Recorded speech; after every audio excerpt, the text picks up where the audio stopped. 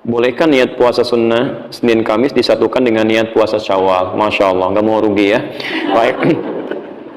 Saya lakukan satu kaidahnya. Ada ulama yang membolehkan menyatukan, ada yang membolehkan silahkan disatukan dalam satu bagian. Tapi juga ada yang memisahkan karena satu niat untuk satu amalan.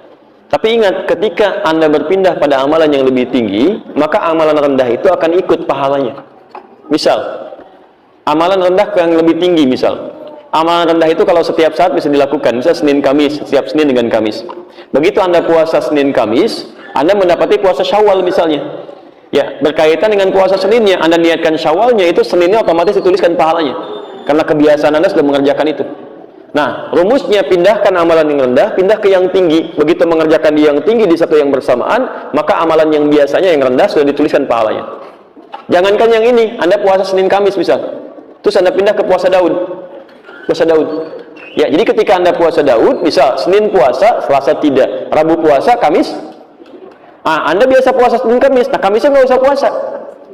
Nggak usah puasa. Ingat, puasa Senin, Selasa tidak, Rabu puasa, Kamis tidak. Jangan Kamis Anda puasa lagi.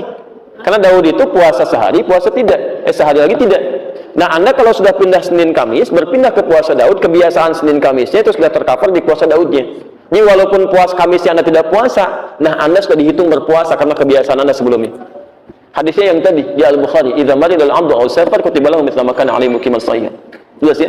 Di Anda nggak usah menyatukan dua niat bersamaan. Kalau ibu sudah terbiasa puasa sunnah Senin Kamis, kemudian puasa Syawal di hari itu puasanya diberikan seketika. Yang paling hebat, Anda biasa puasa Ayyamul Bid, puasa Senin Kamis, tiba-tiba puasa Syawalnya Anda kerjakan di hari itu. Hari Senin, pada hari itu ada puasa biasa Anda Senin, ada Ayyamul Bidnya, kemudian Anda puasa Syawalnya. Itu 3 puasa pahala dituliskan seketika. Sebentar, untuk akhwat. Selesai Ramadan, kemudian masih memiliki hutang puasa. Mana yang didahulukan? Qadha atau kemudian sunnah? Nah, di sini ada 2 pendapat ulama. Yang pertama mengatakan dahulukan dulu qadhanya, karena itu statusnya wajib hutang dengan prinsip tadi. Baik, jadi hutang itu harus dilunasi, dibayar, dahulukan dulu qadha, baru kemudian sunnah. Tapi ada ulama juga yang memberikan pandangan yang kedua. Mereka berpendapat boleh bagi yang khawatir kehilangan puasa sunnahnya Syawalnya karena waktunya terbatas Syawal, sedangkan qadha terbentang sampai Ramadan berikutnya, maka dia boleh mendahulukan yang Syawal dulu, kemudian setelah itu baru tunaikan yang qadha. Dalilnya diambil dari kejadian yang menimpa Sayyidah Aisyah radhiyallahu taala anha. Beliau pernah mengqadha puasanya di bulan Sya'ban yang ketika berjumpa dengan Ramadan berikutnya.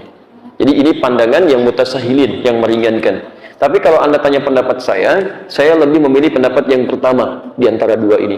Jadi dahulukan dulu qadha, kemudian puasa sunnahnya. Insya Allah di sini pahala pun Allah berikan ya kepada orang yang berniat untuk mengerjakan satu amalan, tapi karena ada yang lebih prioritas, maka ini pun akan dinilai sebagai pahala kebaikan. Kenapa? Karena mohon maaf, Anda menunda ibadah wajib, belum tentu Anda bisa menjamin hidup di hari selanjutnya. Ketika Anda tunda, Anda meninggal, Anda mau bayar pakai apa gitu kan?